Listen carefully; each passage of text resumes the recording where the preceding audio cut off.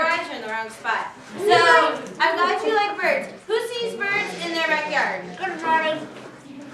Everybody pretty much, or in your neighborhood or at the park, right? When you see a bird in your backyard, Good morning. do you run up to birds and go, oh my gosh, it's a bird over there?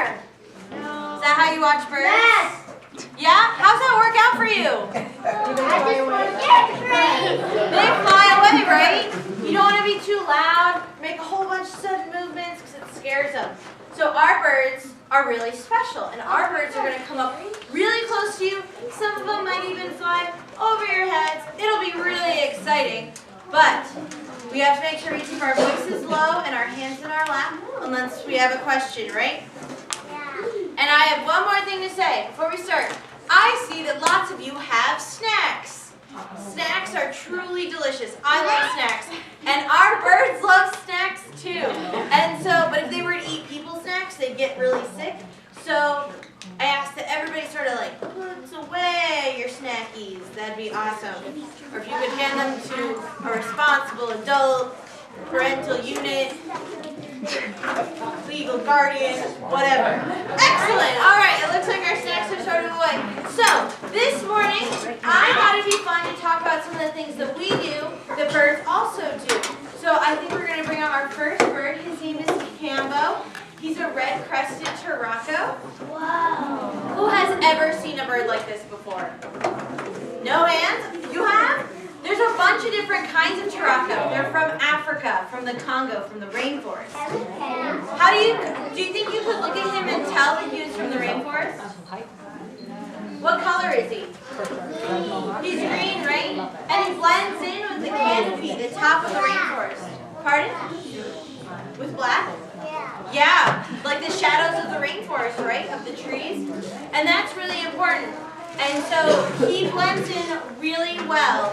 Does anybody know what the special word is for an animal that blends in really well to, yeah? Oh my gosh, high five. Bam, great job. All right, so it's camouflage, right? Who's seen any animals that camouflage here in Utah? What? Lizards? Yeah? Yeah, birds and lizards. They all camouflage really well, right? So Cambo is really special. Arnold is actually feeding Cambo things like berries, and he'll fly to him for these berries, and I'm looking for a really quiet and thoughtful volunteer who might want to come. I think you, good morning, come here. Come here, good morning. Alright, so what I need you to do is stand, put your hand out like a tree, strong like a tree. You are the oak, the elm, the forest, strong. And Cambo's going to come to your hand. Keep your palm flat.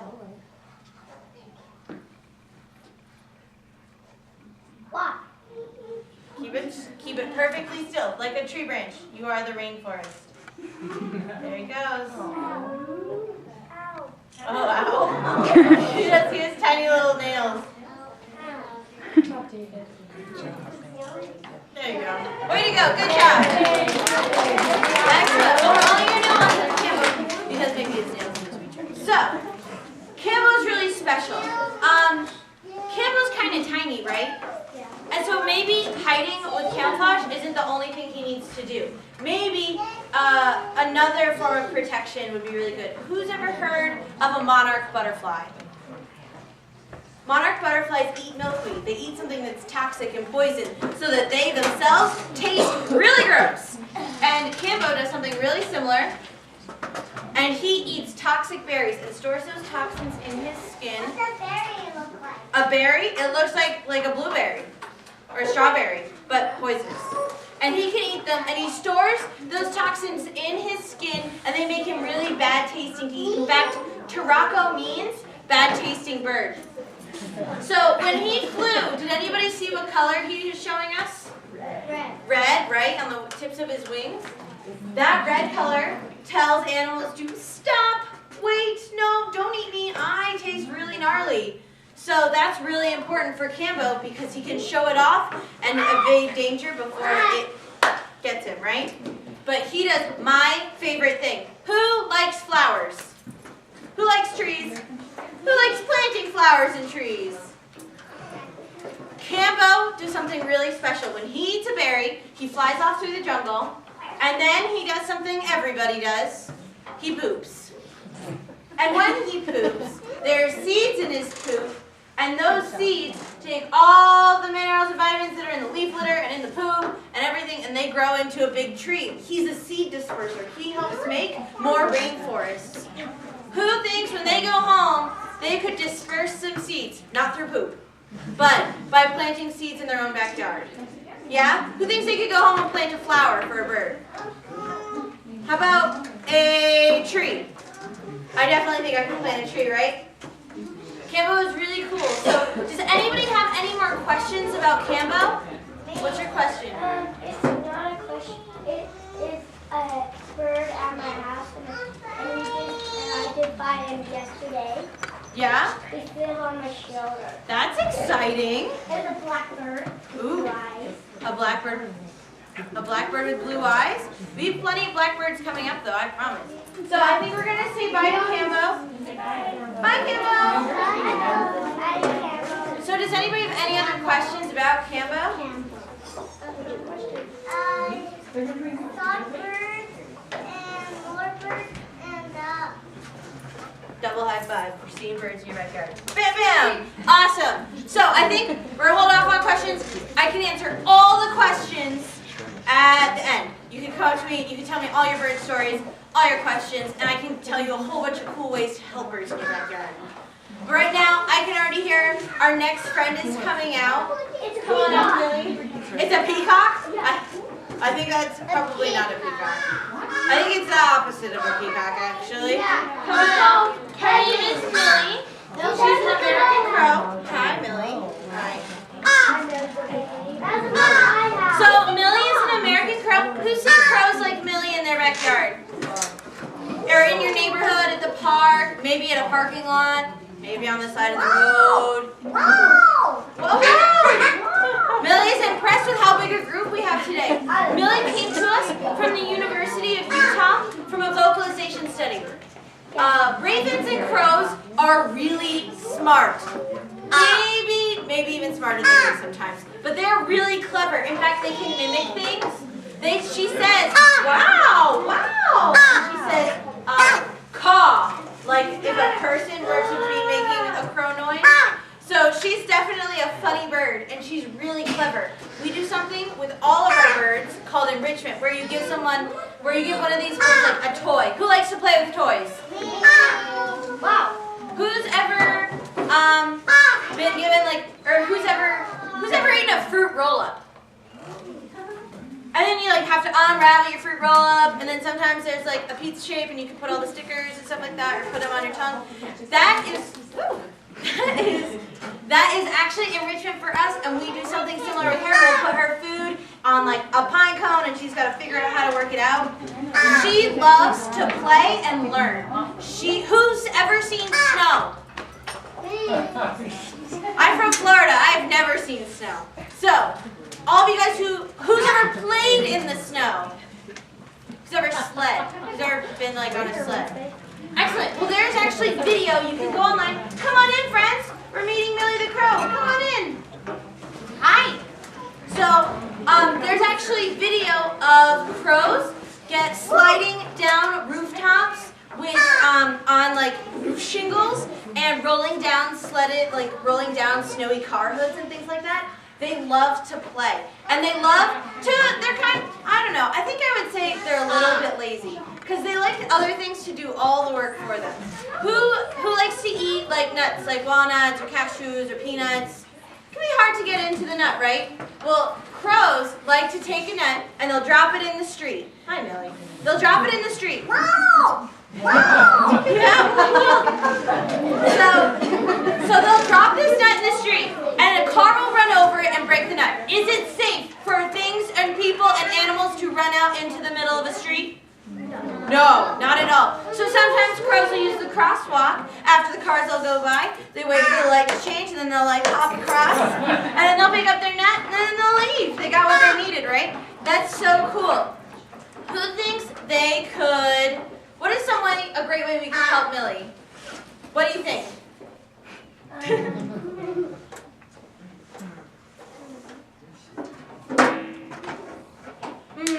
We'll come back to you. Who else has an idea? Do you have an idea? Me. You have an idea? Well, Millie loves to stand on trees just like Cambo. Like, again, who thinks they could go home and plant a tree for Millie? Yeah? I definitely could plant a tree for Millie. Who's here with their family? Somebody here with their family? A group of crows, they all live in one big family group, and a group of crows is called a murder. You knew that? High five. Yeah! Yeah, they're called a murder, and they all live together, and they learn from one another as well. So, Millie's scavenging, that's one of her favorite things to do. So I think we're going to say bye to Millie for now. Thank you, Millie. Everybody say bye, Millie. Bye. Excellent. So let's see. We met Cambo, who loves trees. We met Millie, who loves trees and loves to play. And I think we have one more friend we can meet. Let's see. Who's from Utah here? Is everybody from Utah here? All right, cool. So not everybody, but that's okay. I'm not from here either. I'm from Florida, and I see the next bird around all the time, but you see their cousins. They soar up in the sky, they don't flap a whole lot, and they like to eat dead things. Well, who said vultures? Long distance high five. Boom! There it is. So, vultures. I love vultures because they're so cool. There's actually International Vulture Awareness Day, my favorite holiday. And we celebrate it here in September. And you guys can come back, put on a pair of like vulture wings that we make. And it's a ton of fun and meet all of our vultures. So I think we should meet one now. Her name is Chewy. Let's see if she'll come out. Let's see if you guys can guess what kind of, here, I can hear her already. Excellent. Come on out, Chewy. Here she comes. Chewy is a black vulture. The ones you have here in Utah are turkey vultures. They have a pink head and those wings with the silvery bars underneath. Chewy has all black and a black head and white tips to her wings. So, that's a weird noise, right? Most birds have a very beautiful song, make a really cool noise. I think her noise is cool, but she doesn't have a voice box, a syrinx, which is what gives birds their beautiful song. So instead she makes that super raspy call, which I think is kind of cool. So Chewy is a black vulture, and she has a sister named Vader. So we have Chewy and Vader, and you guys are meeting Chewy today. We're trying to get Chewy to fly for you guys. Chewy is really cool, and you can see her legs are all white because she does something when she gets hot. She pees all over her legs. What else is she going to do, right? They don't sweat like you and I, and it's called urohydrosis, which is a big word, but it's a winning word. It's Scrabble. And it's really cool. So next time you're really hot, think it could be way worse. Hi. So vultures do something that's really neat, particularly black vultures. Where I'm from in Florida, a whole bunch of vultures will gather, these black vultures will gather in a big tree. Mommy vultures, daddy vultures, baby vultures, grandma, grandpa vultures, aunt, uncle, everybody joins up together. And when all the vultures sit together, it's called a wake, like with a funeral. So they're really cool. Here's a good question for you guys. Who taught you how to tie your shoes? Not me. Not you? You don't have to tie your shoes yet? Who taught you how to, what? Hello, my brother. Oh, cool. Who taught you how to get dressed? Probably your parents. All right. Who taught you how to use a fork and knife and spoon? Your dad, your parents, right?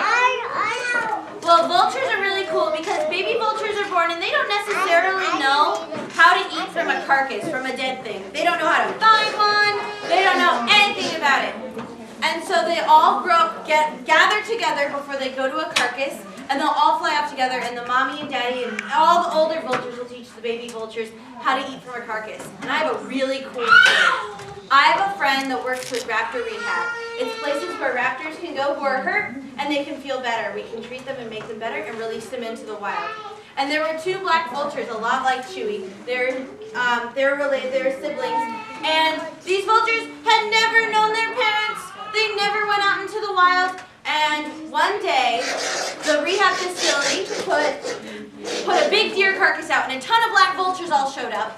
And then they're like, you know what? We're gonna let these We're gonna let these vultures, the baby vultures, go. So they open the doors, let the baby vultures out, and what do you think happened? The vultures totally adopted the baby vultures, and they all lived happily ever after. What a great story, right? Are you gonna hang out here with us for a little bit? So they're really cool. Now vultures eat things off the side of the road. What other things we see besides animals that didn't quite make it across the road? By the side of the road. Whoever sees bottles by the side of the road? And trash bags? And gross stuff like garbage? Yeah, that's pollution, right? That's litter. And that's no good. Who's ever seen tiny pieces of litter? Like shiny pieces of gum wrappers and stuff? So that's pollution too. Pollution is pollution no matter whether it's big or small. And sometimes baby mama birds will take it back to their babies and feed it to them. It can make their babies really sick. Who thinks when they go home, they can pick up 5 pieces of trash? How about 10 pieces of trash for a vulture? How about 20 pieces of trash for a vulture? I definitely could. And you know, when you pick up trash and you plant trees, you're not only helping the birds that you love, but all the animals in the world. And that is always really cool. So you guys got to meet 3 really cool birds. Cambo, the red-crested turaco, Millie, the American crow, and Chewy, the black vulture. Does anybody have any questions about any of our birds? You guys can tell me bird stories after, but I want to make sure I address all questions. No? Well then everybody have a lovely day at the aviary, and if you're on your way home, I hope you have a great day too. And